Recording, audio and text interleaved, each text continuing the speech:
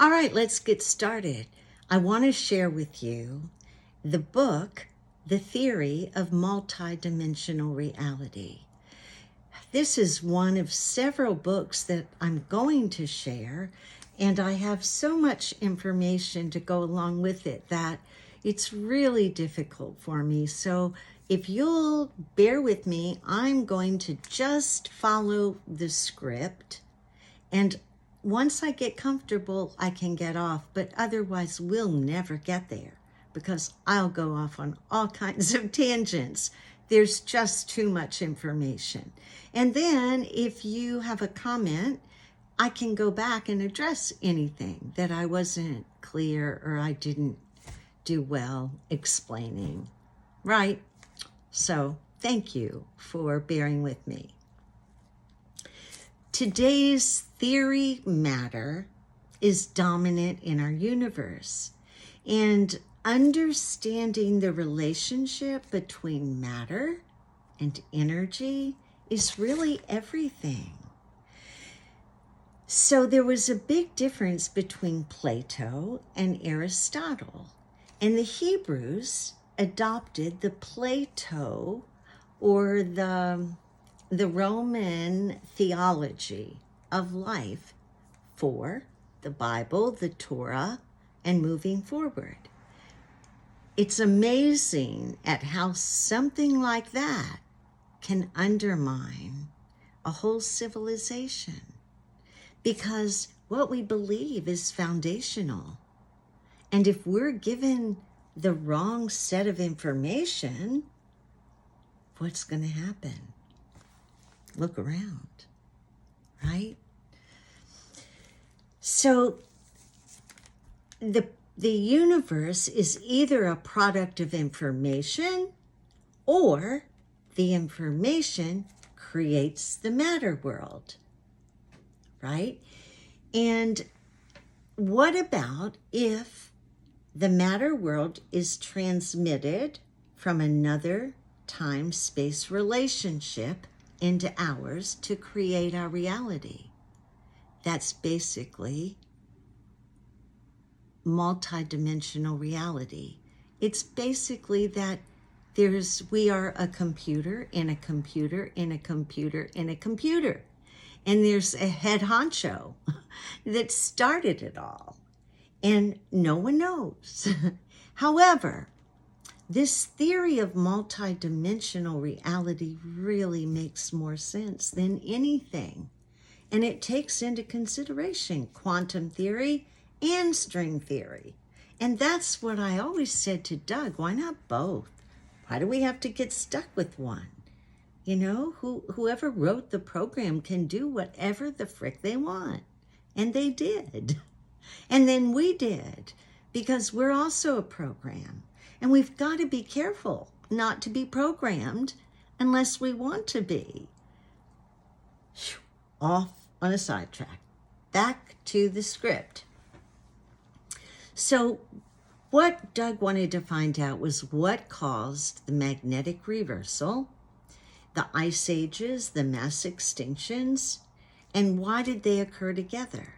Because we pretty much know, everybody that I follow, Randall Carlson, Doug Vogt, so many others, understand that our world, our universe, our multiverse is cyclical. And every 12,068 years, we start all over. It's a reset. So he wanted to understand why and what was going on. And so he studied this all his life. So what caused the geomagnetic reversal, the ice ages, the extinctions, and why did they occur together? When he figured the theory out, all this came together and also helped to explain magnetism, gravity, light, mass, and time, which science had never figured out. What is philosophy? It's really the search for truth. I've been looking for philosophy all my life.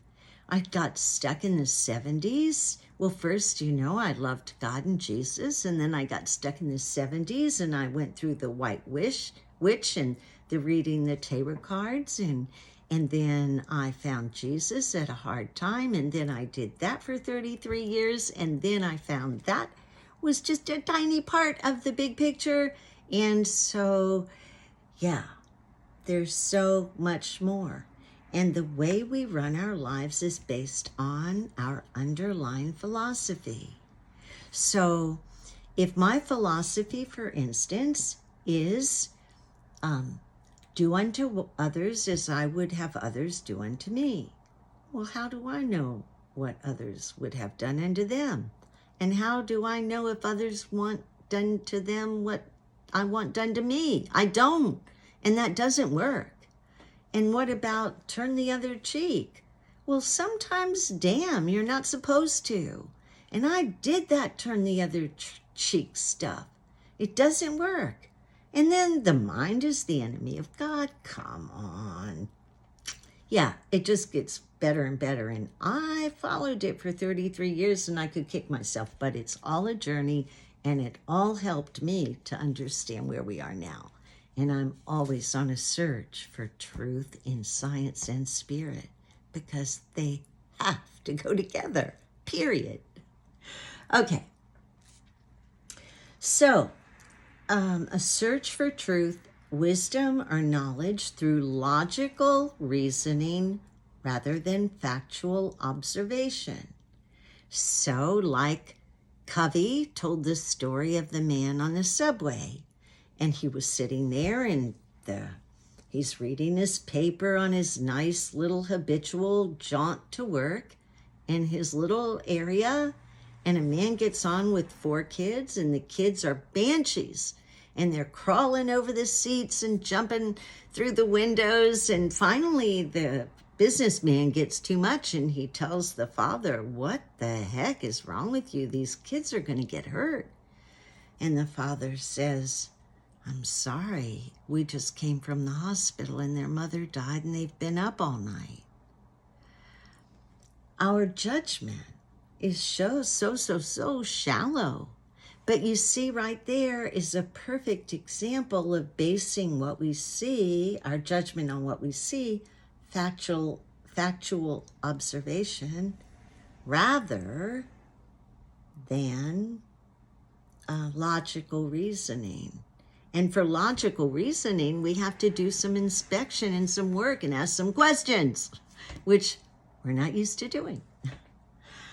So we analyze the grounds and concepts that express fundamental beliefs. And that's what we base our choices on, however much choice we have going through life. So if the underlying principle that we base most things on is incorrect, we're not going to get a good result. And that's why Doug was looking and why I keep looking. Okay. Philosophy enables us to recognize objects and ideas while placing them in coherent, understandable categories. A foundation philosophy is one that all other ideas and scientific models are built upon and filtered through. And so there are lots of checks and balances. I always loved accounting math or business math because it reconciled and you couldn't make a mistake hardly because it had to balance. So I like that stuff. So everything starts with an idea. Everything. Whether you're building a house or writing a letter or going to bed. All things are created twice, first in our head, and then we take action. They're created in the universe, even our words, which I'm not going to get off on that. So in science, a philosophy creates a model to be tested against known, observable phenomena. Philosophers throughout history have questioned our existence, just like I do, and hopefully you do.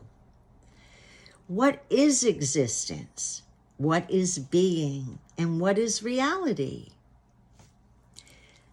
Experience and knowledge allow us to abstract, conceptualize, or analyze our experience and use them as tools to develop a foundation, something strong enough to build on, not sand, but a firm foundation to answer the most important questions of our life. And it should answer those. But you know what? What we've got doesn't. It gives us fairy tales. The spiritual part is fairy tales, and the science part doesn't have a grip. And there's a whole reason for that. Okay. So if our philosophy can't answer our questions, we have nothing. A collection of ideas is supposed to create a model, but if our model's incorrect, we're going to have a hard time. Here's another analogy. I love picture puzzles, and usually I get 1,000, but at any rate, when you're putting the puzzle together, how would you even begin, other than the corners and the edges? How would you begin without a picture? You might start putting the colors together, but you have no idea if you're trying to put together a flower or a horse or anything, or a building. So it's important to have that big picture.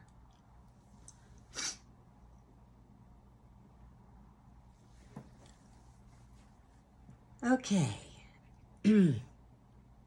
Our ego gets tied up in the way we think. I protected my beliefs about country and religion, and I would fight for them, and I didn't even know what I was talking about. I'm embarrassed to say that, but it's true. I believed the media, and then I realized or found out I did the work and found out there's an article right over there about it, how crooked the media is. It's all owned by the same.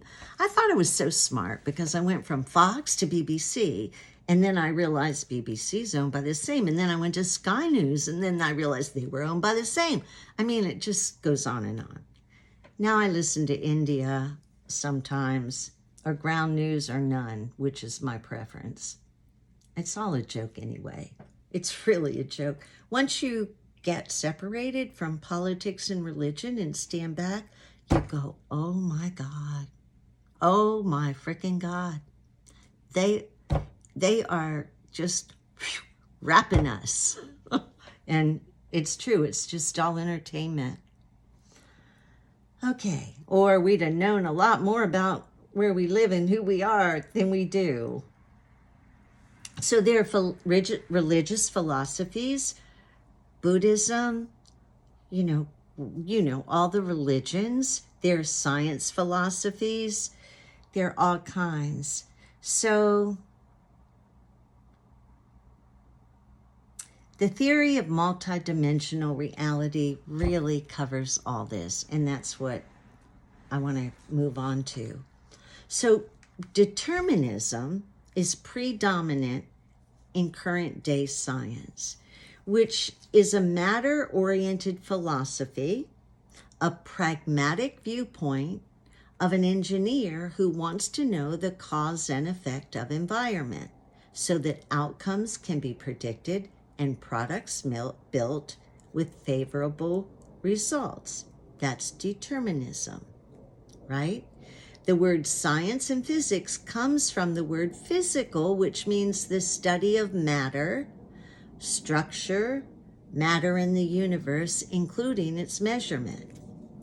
The scientific process is about performing experiments and fact-based theorizing that predicts things that can be verified and repeated. This approach is fine for producing products with consistent performance and results. If you're making a car, this approach fails when it comes to the subatomic world. It fails to explain magnetism, gravity, light, or mass. Unfortunately, when a phenomena can't be explained in science, they usually just bypass it or make an excuse.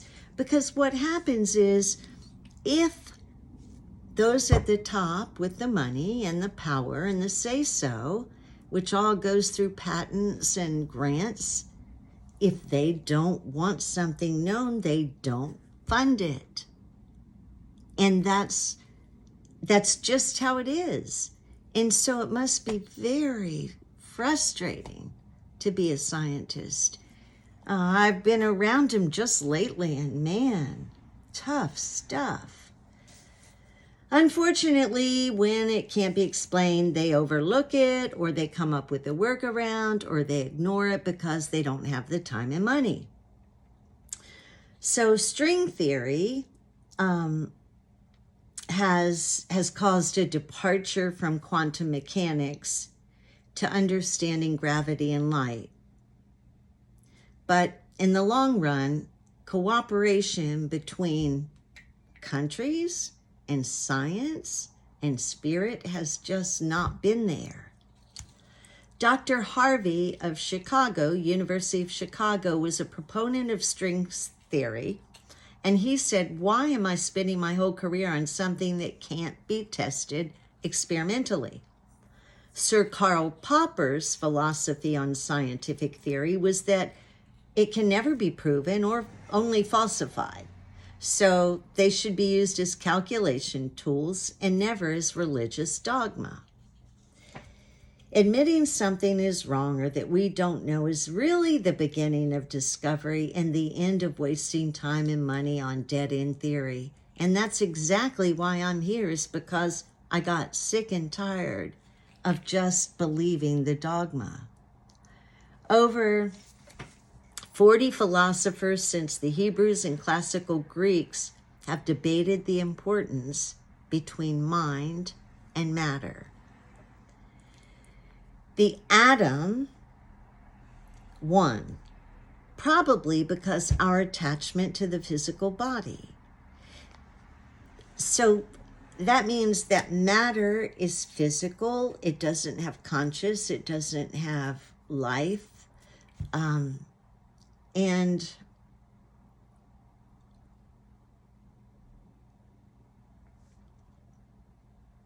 it's dominant. So we live for things and materialistic things, and we're striving to become better and get more things, rather than with Aristotle. It was more about spirit, and that spirit is in things, and the things don't really matter other than the spirit that goes through them, if that makes any sense. I didn't want to get into this because I knew I wasn't prepared to go all out on the different theories. Okay, so of 100 rabbis, ministers, physicists, and preachers, blah, blah, blah, blah, blah, about only 1 or 2% are scholars that continue to look and learn. Most of them just get their certificate and go to work, and we get what we get. Very few ever go against what they're taught. Trust me, I know this for certain. Sir Arthur Eddington, in The Nature of the Physical World, said, "Not in the dim past, but continuously by conscious mind, is the miracle of creation wrought. The idea of a universal mind or logos would be, I think, a fairly plausible inference from the present state of science theory. To put the conclusions crudely, the stuff of the world is mind stuff. Consciousness is not sharply defined, but fades into subconsciousness, and beyond that, we must postulate something indefinite, but yet continuous with our mental nature. It is difficult for the matter-of-fact physicist to accept the view that the substratum of everything is mental character. It is not mental character. That's where we get the sin consciousness. and all that freaking BS. They worked it in there to screw us over with it. I'm sorry. Okay. I can't do this. Okay, I can do this. Einstein said, "You will hardly find one among the profoundly scientific minds without a peculiar religious feeling of his own, religious feelings that take the form of a rapturous amazement at the harmony of natural law, which reveals an intelligence of such superiority that compared with it, all the systematic thinking and acting a human being is an utter insignificant reflection." I concur. And then Sir James Cambridge said, "The universe begins to look more like a great thought than a great machine. Mind no longer appears as an accidental intruder into the realm of matter. We are beginning to suspect that we ought rather to hail it as the creator and governor of a realm of matter. We suspect the universe is all waves and nothing but the old dualism of mind and matter, which was mainly responsible for the hostility. Seems likely to disappear not through matter, becoming in any way more shadowy, or insubstantial in heretofore through minds, becoming resolved." Never mind, that totally I lost that. Okay. Feynman said in November of 1964, "It always bothers me that according to the laws as we understand them, it takes a computing machine an infinite number of logical operations to figure out what goes on in no matter how tiny region of space and no matter how tiny region of time. How can all that be going on in that tiny space? How should it take an infinite amount of logic to figure out what one tiny piece of space-time is going to do? So I have often made the hypothesis that ultimately physics will not require a mathematical statement, but in the end, the machinery will be revealed, and the laws will turn out to be simple like a checkerboard with all its apparent complexity." And then David Foster in 1975 said, he hinted that the universe was the product of information in the intelligent universe. He saw the similarity between DNA and the principles of computer cybernetic control of systems or processes. The important principle he established was the controlling computer that exercises cybernetic control over something must operate at a much faster speed than what it's processing. So in other words, the CPU or the head server has to be operating at a much greater speed. So many famous mathematicians and physicists intuitively knew something was wrong with the matter-oriented scientific theory, right? This is the hard part, because this intro part. Schrödinger hinted that he did not believe the concept of matter was fundamental. All had given up to the deterministic mechanical theories of the universe, but none ever got to the point of saying, what if the universe is a product of information? How might that explain magnetism, gravity, matter, and light? What is mass? What is gravity? The standard model is quantum mechanics, depending